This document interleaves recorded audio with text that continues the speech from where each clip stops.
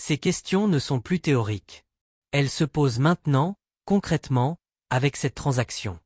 Rich Sparkle Limited parie 975 millions de dollars que la réponse est oui.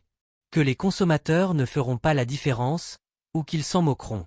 Que l'essentiel, c'est le divertissement, pas l'authenticité de sa source. Cette vision s'oppose frontalement à tout ce que nous observons par ailleurs sur les réseaux sociaux. Les utilisateurs réclament plus de transparence, plus d'authenticité, moins de filtres, moins d'artifices. Et dans le même temps, l'industrie investit des milliards dans des technologies qui permettent de créer des faux de plus en plus convaincants. Il y a là une tension fondamentale qui va structurer les prochaines années des réseaux sociaux. D'un côté, une aspiration à l'authenticité. De l'autre, une course à la productivité et à la rentabilité qui pousse vers l'automatisation et la synthèse artificielle. Kaby Lame se retrouve malgré lui au centre de ce débat. Son succès reposait sur une forme d'authenticité minimaliste. Pas de mots, pas d'effets spéciaux, juste lui et ses expressions. Et aujourd'hui, il devient le symbole de la déshumanisation potentielle des réseaux sociaux. Il faut aussi parler de la dimension géopolitique de cette opération. Kaby Lame est sénégalais. Rich Sparkle Limited est basé à Hong Kong.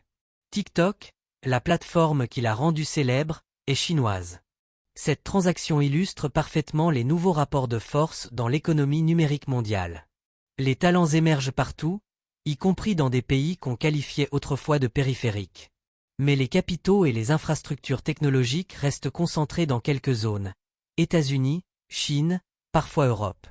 Cette asymétrie crée des opportunités extraordinaires pour certains, comme Kaby, mais elle pose aussi des questions de souveraineté et de contrôle.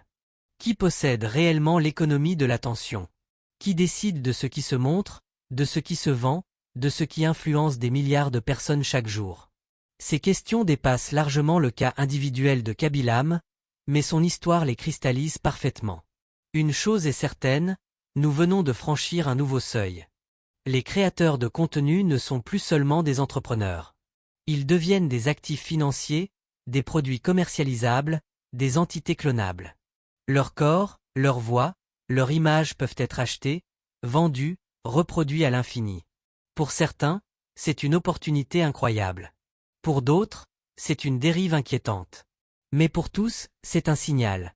L'économie de l'attention entre dans une nouvelle phase, où la frontière entre l'humain et la machine devient de plus en plus floue. Kaby Lame a bâti son empire sur sa capacité à simplifier le compliqué. L'ironie, c'est que sa propre histoire vient de devenir extrêmement complexe. Entre clones numériques, valorisation boursière et questions éthiques, son cas illustre toute l'ambiguïté de notre époque digitale. Dans les mois qui viennent, observez attentivement les contenus de Kaby Lame. Regardez ses vidéos avec un œil nouveau. Posez-vous la question, est-ce vraiment lui? Et surtout, est-ce que ça change quelque chose pour vous? Car c'est là le véritable enjeu. Si nous acceptons collectivement que des clones numériques remplacent des créateurs réels, nous validons un nouveau modèle économique. Si nous rejetons cette évolution, nous envoyons un signal différent à l'industrie. L'histoire de Kaby Lame n'est pas terminée. Elle ne fait que commencer. 975 millions de dollars, c'est le prix d'une révolution. Reste à savoir si cette révolution nous mènera vers un futur excitant ou inquiétant. Probablement les deux à la fois.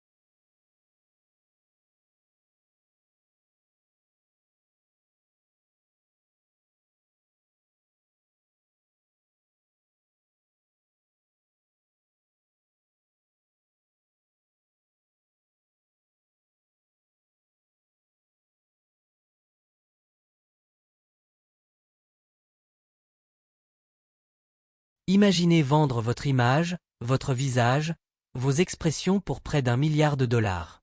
C'est exactement ce qui vient d'arriver à Khaby Lame, le TikToker le plus suivi au monde. Une transaction qui bouleverse tout ce qu'on croyait savoir sur l'influence digitale. Khaby Lame. Ce nom vous dit forcément quelque chose.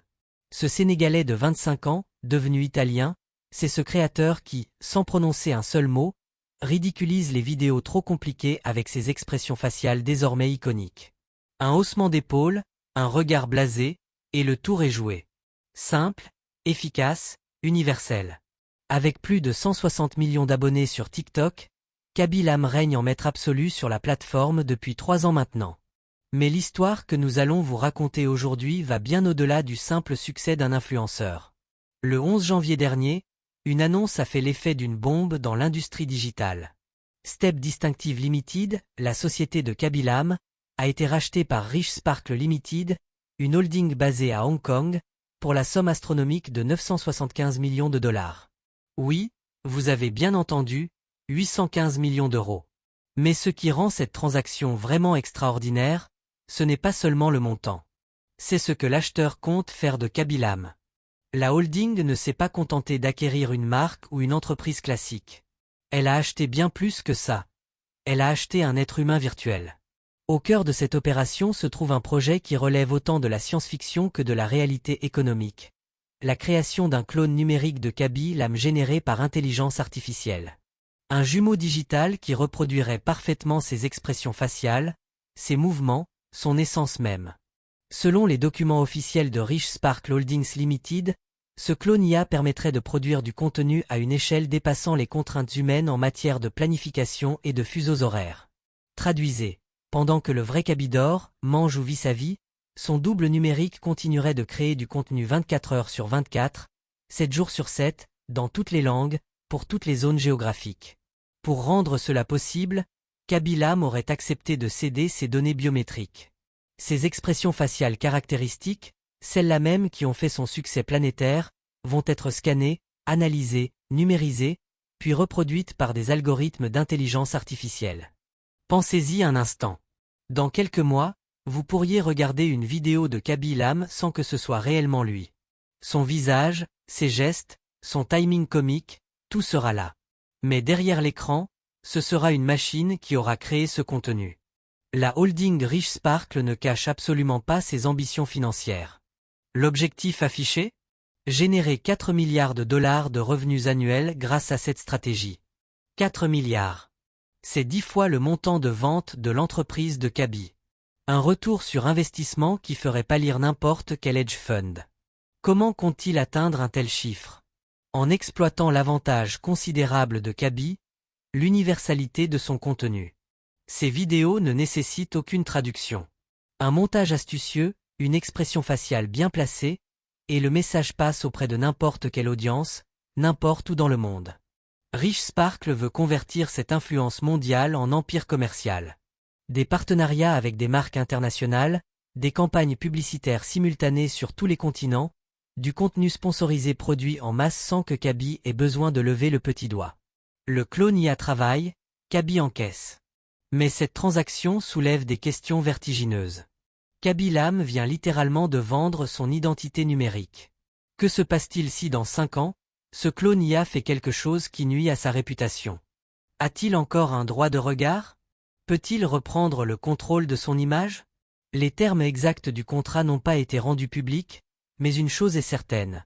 Nous assistons à la naissance d'une nouvelle catégorie d'actifs. Votre visage, votre voix, vos expressions ne sont plus seulement votre identité.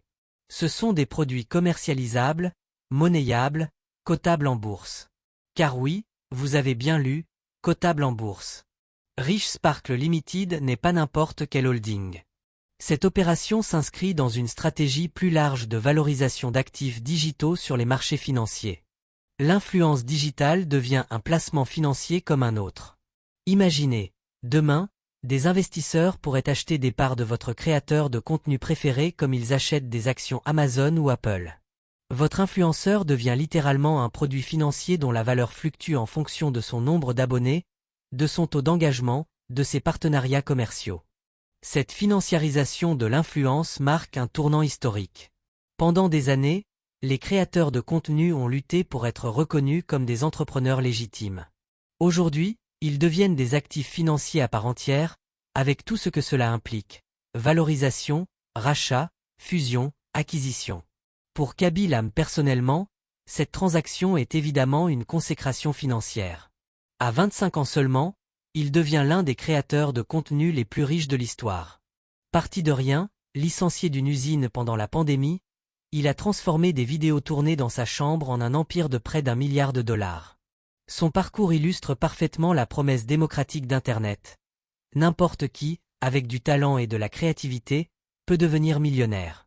Mais il illustre aussi les dérives possibles de cette économie de l'attention, où les êtres humains deviennent des marques exploitables à l'infini. Car soyons honnêtes, cette histoire fait aussi un peu froid dans le dos.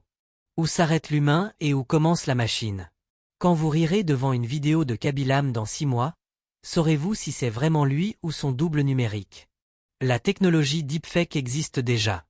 Des intelligences artificielles peuvent reproduire n'importe quel visage avec un réalisme troublant. Mais jusqu'ici, ces technologies restaient cantonnées à des expérimentations ou à des utilisations malveillantes. Avec Kaby-Lame, nous franchissons un cap, l'utilisation commerciale massive et assumée de clones numériques. D'autres créateurs vont-ils suivre cette voie? TikTok, Instagram, YouTube vont-ils se remplir de contenus créés par des IA imitant des influenceurs réels?